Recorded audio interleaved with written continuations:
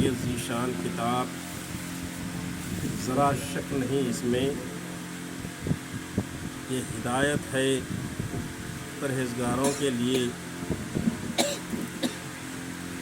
وہ جو ایمان لائے غیب پر اور صحیح ادا کرتے ہیں نماز، اور اس سے جو ہم نے انہیں روزی دی خرچ کرتے ہیں، اور وہ جو ایمان لائے ہیں اس پر اے حبیب جو اتارا گیا ہے آپ پر، اور جو اتارا گیا ہے آپ سے پہلے، اور آخرت پر بھی وہ یقین رکھتے ہیں، وہی لوگ ہدایت پر ہیں اپنے رب کی توفیق سے، اور وہی دونوں جہاں میں کامیاب ہیں۔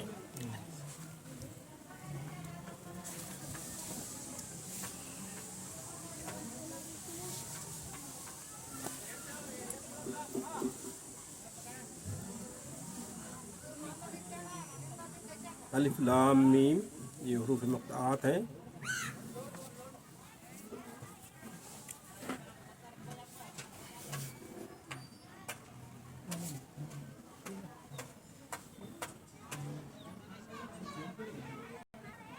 یہ وہ راز ہیں جو اللہ تعالیٰ اور اس کے رسول صلی اللہ علیہ وسلم کے درمیان ہیں۔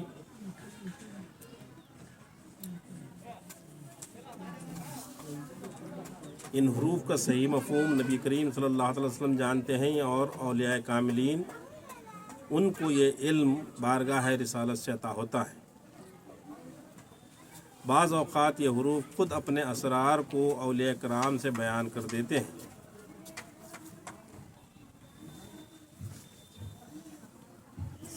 الف لام میم کے ذکر کے بعد جو آیت آ رہی ہے ذالک الکتاب لا ریب فیہ، ذرا شک نہیں، یہ وہ کتاب ہے جس کے اندر کوئی شک کی گنجائش نہیں، یہ ذیشان کتاب، ذرا شک نہیں اس میں۔ یہاں یہ کتاب سے مراد قرآن مجید۔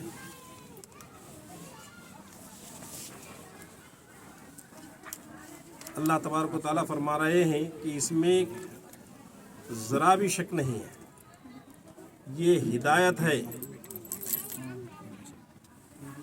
پرہیزگاروں کے لیے۔ یعنی اس کتاب، یوں تو یہ کتاب قرآن مجید ساری انسانیت کے لیے نازل ہوئی ہے، جو بھی اللہ سے ڈرتے ہیں وہ اس سے ہدایت پاتے ہیں۔ ساری کائنات کے لیے، ساری انسانیت کے لیے یہ قرآن نازل ہوئی ہے۔ یہاں جو بیان ہو رہا ہے ہدی للمتقین، یعنی اس سے وہی لوگ استفادہ کرتے ہیں، وہی لوگ فائدہ اٹھاتے ہیں جو اللہ سے ڈرتے ہیں، جو متقین، جو تقوی اختیار کرتے ہیں۔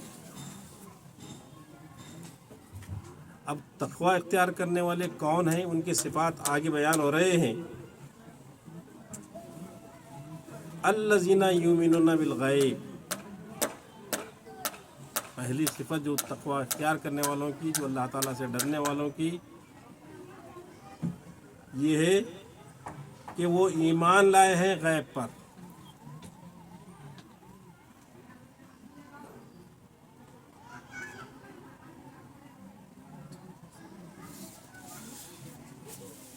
الذین یؤمنون بالغیب سے لے کر مفلحون تک ان متقیوں کی علامات بیان کی گئی ہیں جو قرآن کی ہدایت سے بہراور ہوتے ہیں۔ ان کی پہلی علامت یہ ہے کہ وہ غیب پر ایمان لاتے ہیں۔ ایمان کا معنی ہے محکم یقین، پختہ یقین، یعنی ہم ایمان لاتے ہیں لا الہ الا اللہ محمد الرسول اللہ، اللہ کے سوا کوئی معبود نہیں اور محمد صلی اللہ تعالی وسلم اللہ کے رسول ہیں۔ اس پر ہمارا پختہ یقین ہونا۔ اللہ ایک ہے، اس کے سوا کوئی عبادت کے لائق نہیں، اس کا کوئی شریک نہیں، اور حضور صلی اللہ تعالی وسلم جو ہے اللہ کے رسول ہیں۔ اس پر یقین، پختہ یقین جو ہے یہ ایمان ہے۔ اب اگر ہمارے کو یقین حاصل ہو جائے تو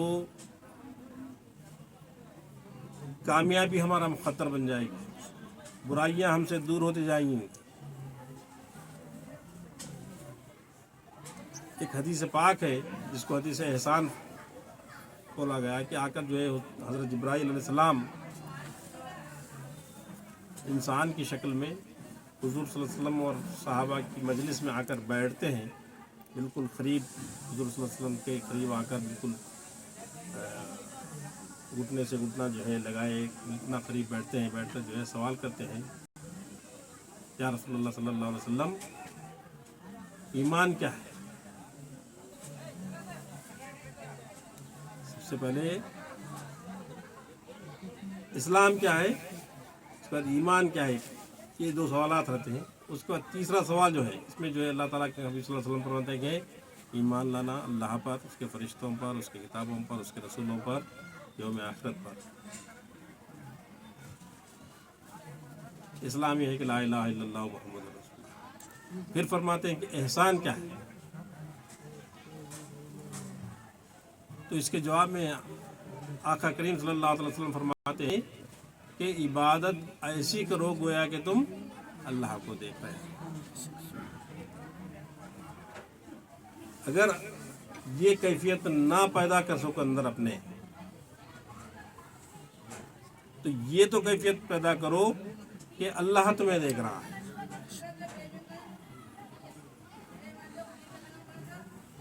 یعنی مشاہدے کی کیفیت پیدا کرو یا مراقبے کی کیفیت پیدا کرو.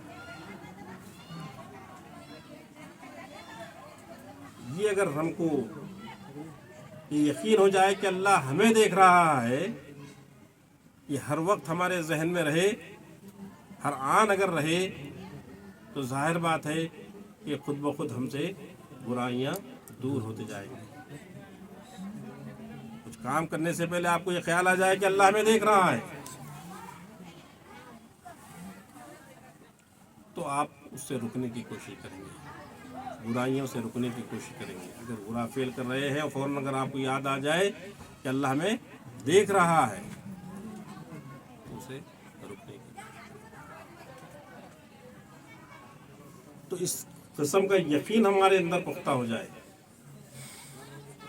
یہ یقین پختہ ہو جائے.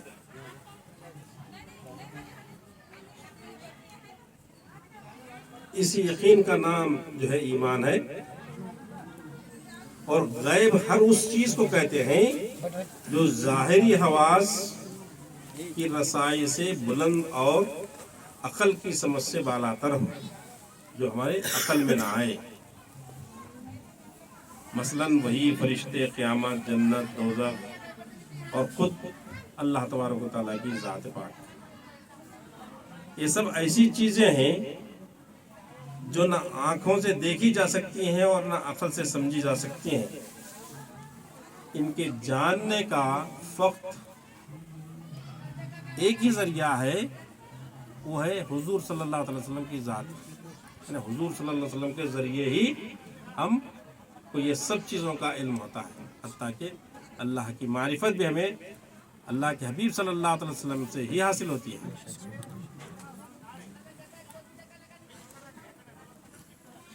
اس لیے ایمان بالغیب کو تقوی کی اولین شرط قرار دیا گیا ہے. یعنی نبی کی بتائی ہوئی ہر چیز کو سچا جانے اور نبی کے ارشادات کے مفید اور نفع بخش ہونے پر اس درجہ یقین ہو کہ ان تمام رکاوٹوں کے باوجود وہ ان کو عملی جامہ پہنانے پر آمادہ ہو جائے. اعتماد اور اطاعت کا یہ مقام جب تک کسی کو میسر نہیں ہوتا، وہ قرآن کی ہدایت سے کوئی فائدہ نہیں اٹھا سکتا، بلکہ بے یقینی اور تذبذب کی یہ کیفیت اس کے تمام اعمال کو بے نتیجہ کر دیتی ہے. تو معلوم ہوا کہ متقی کی پہلی علامت یہ ہے کہ وہ حضور نبی کریم صلی اللہ تعالی علیہ وسلم کی بتائی ہوئی تمام چیزوں پر محکم یقین رکھے.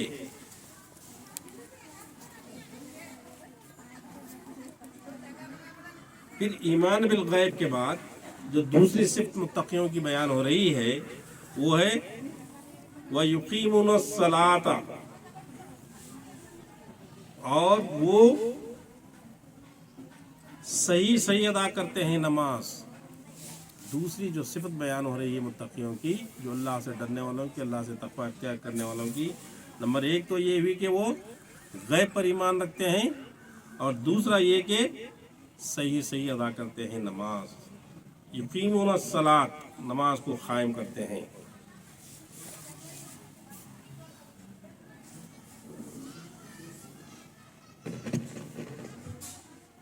قرآن حکیم میں یہ کہیں نہیں کہا گیا کہ نماز پڑھا کرو، بلکہ جب بھی فرمایا تو یہی کہ نماز قائم کرو.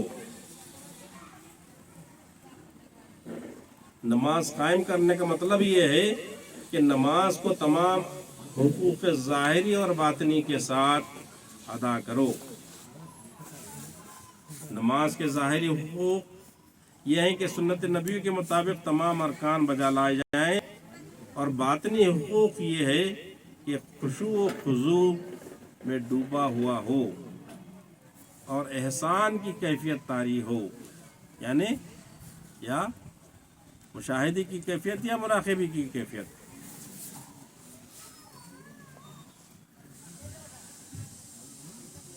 احسان کی کیفیت طاری ہو، یعنی تو محسوس کر رہا ہو کہ کأنک تراہ، گویا کہ تو اپنے معبود کو دیکھ رہا ہے۔ اگر یہ کیفیت نہیں طاری ہو رہی ہے تو کم از کم یہ تو طاری ہو جائے فَإِنَّهُ يَرَاكَ، کہ تیرا رب تجھے دیکھ رہا ہے۔ اس ذوق و شوق سے ادا کی ہوئی نماز ہی وہ نماز ہے جسے دین کا ستون اور مومن کی معراج فرمایا گیا ہے۔ اس لیے حضور صلی اللہ علیہ وسلم فرماتے ہیں کہ نماز میری آنکھوں کی ٹھنڈک ہے، نماز میری آنکھوں کی ٹھنڈک ہے، اور نماز مومنین کی معراج ہے۔ نماز برائیوں اور بے حیائیوں سے روکتی ہے۔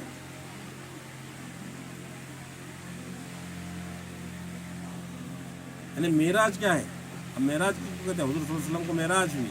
معراج کا معنی روبرو ہونا، معراج کا معنی روبرو ہونا، یعنی اللہ تبارک و تعالی کا دیدار فرمایا آقا دو جہاں محمد مصطفیٰ صلی اللہ علیہ وسلم نے۔ اللہ تعالیٰ نے اپنے دیدار کے لیے اپنے حبیب کو بلایا، یہ ہے معراج۔ تو حضور صلی اللہ علیہ وسلم فرمائے کہ نماز میری آنکھوں کی ٹھنڈک ہے اور نماز مومنین کی معراج ہے۔ یعنی ہم اپنے آپ کو اس طریقے سے اللہ کے سامنے پیش کرنا، بالکل تمام اطراف و اکناف کو، دنیا کو بھول کر اس طریقے سے جو ہے نماز پڑھنا کہ گویا کہ ہم اللہ کو دیکھ رہے ہیں۔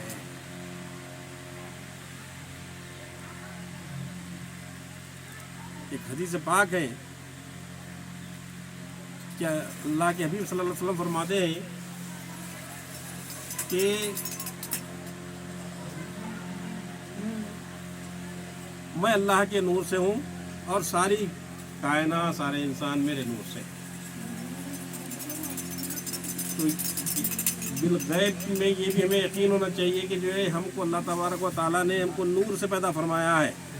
ہمارا جسم مٹی کا ہے، اس کے علاوہ ہمارا اصل جو ہے وہ ہے نور۔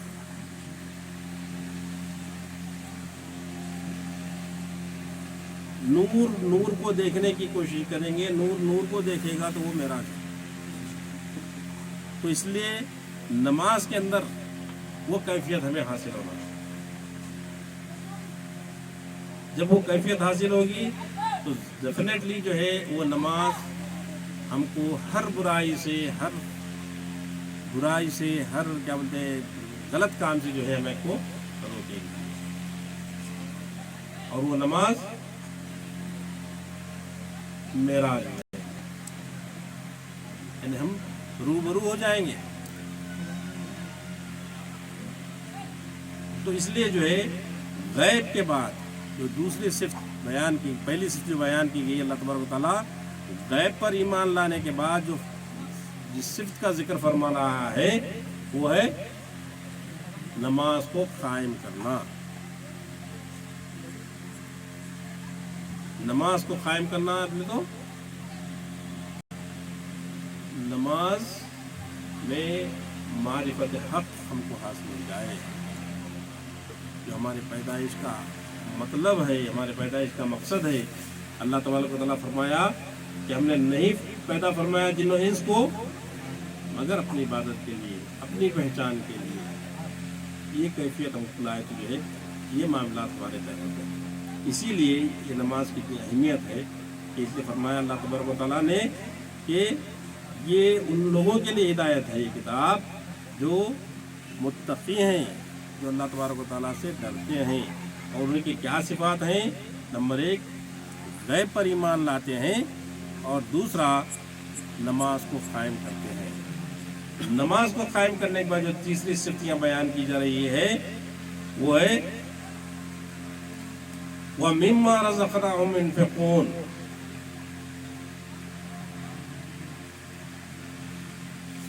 तीसरी सिफत उनकी ये है कि वो इससे जो हम उन्हें रोज़ी दी है, अल्लाह तबारक व तआला ने जो कुछ हमें अपने इनामात दिया है, अपने तमाम जो कुछ भी अल्लाह तबारक व तआला हमें इनायत फरमाता है वो रोज़ी में शुमार होता है। हम जो उन्हें रोज़ी दी है खर्च करते हैं।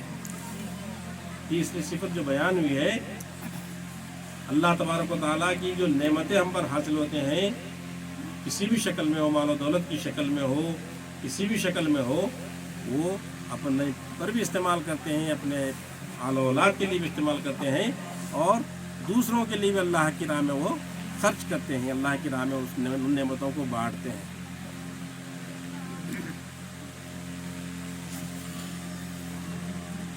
और उससे जो हमने उन्हें रोज़ी दी है खर्च करते हैं। फिर इसके बाद जो नेक्स्ट सिफत है वो जो ईमान लाए हैं उस पर हबीब जो उतारा गया है आप पर, यानी कुरान शरीफ पर हमारा ईमान। और उसके बाद फिर नेक्स्ट सिफत जो है और आपसे पहले जो कुछ नाजिल हुआ है, आपसे पहले अंबिया करम पर जो दूसरे कुतुब नाजिल हुए हैं जैसे कि तौरात, ज़बूर, इंजील वगैरह, उन सब पर भी वो ईमान रखते हैं। और इस आयत के अंदर एक नुक्ता है, यानी ईमान रखते हैं उस पर जो आप पर नाजिल किया गया है और आपसे पहले नाजिल किया गया है, यानी आपके से बाद का कोई यहाँ जिक्र नहीं है। तो लिहाजा हमें यकीन करना चाहिए कि हुजूर सल्लल्लाहु अलैहि वसल्लम खातिमुल अंबिया है, खातिमुन नबीन है, आपके बाद कोई पैगंबर आने वाला नहीं। ये हमें पुख्ता यकीन होना चाहिए इसका। हुजूर सल्लल्लाहु अलैहि वसल्लम के बाद कोई नबी नहीं, आप ही खातिमुन नबीन है। आजकल बहुत से फितने आ रहे हैं, इंग्लैंड वगैरह से भी कुछ फितना कुछ 6 महीने पहले जो है आया था और लोग जो है नबूवत का दावा करते हैं। ऐसे बहुत से यूट्यूब वगैरह पे भी मामला आते रहते हैं। ये यकीन रखिए कि हुजूर सल्लल्लाहु अलैहि वसल्लम खातिमुन नबीन है, आपके बाद कोई नबी नहीं। अगर किसी ने हुजूर सल्लल्लाहु अलैहि वसल्लम के बाद किसी को नबी माना तो गोया कि वो ईमान से निकल गया, इस्लाम से निकल गया। इसलिए कि ईमान का दारोमदार ही जो है हुजूर सल्लल्लाहु अलैहि वसल्लम की मोहब्बत पर है। इसलिए कि जो कुछ हमें मिलना है, नेमत मिलना है, वो हुजूर सल्लल्लाहु अलैहि वसल्लम के थ्रू ही मिलती है, हुजूर सल्लल्लाहु अलैहि वसल्लम के ज़रिए मिलती है। इसलिए फरमाया हुजूर सल्लल्लाहु अलैहि वसल्लम ने इन्नमा कासिमुन वल्लाहु मुअत्ती, अल्लाह अता फरमाने वाला है और मैं तकसीम करने वाला हूँ। तो इसलिए हुजूर सल्लल्लाहु अलैहि वसल्लम की ज़ात बाबरकत पर बिल्कुल पक्का यकीन होना चाहिए। और हुजूर सल्लल्लाहु अलैहि वसल्लम की ज़ात ही सिरात मुस्तकीम है। एक जगह इरशाद फरमाता है अल्लाह ताला से कि डरो मुझसे ताकि मैं तुम्हें सिरात मुस्तकीम, ताकि तुम सिरात मुस्तकीम तक पहुँच जाओ। गोया कि तुम हुजूर सल्लल्लाहु अलैहि वसल्लम तक पहुँच जाओ, हुजूर सल्लल्लाहु अलैहि वसल्लम की मोहब्बत पा जाओ। हुजूर सल्लल्लाहु अलैहि वसल्लम की मोहब्बत पा जाओगे तो डेफिनेटली जो है मैं तुमसे मोहब्बत करूँगा। कह दीजिए, अल्लाह ताला फरमाता है कुरान के अंदर, कह दीजिए उन लोगों से जो अल्लाह से मोहब्बत करना चाहते हैं वो आपकी इत्तबा करें, आपसे मोहब्बत करें, तो अल्लाह उनसे मोहब्बत करेगा। तो हमारे ईमान का मरकज़ जो है हुजूर सल्लल्लाहु अलैहि वसल्लम की ज़ात पाक है। आप खातिमुन नबीन हैं, आपकी मोहब्बत अल्लाह की मोहब्बत है।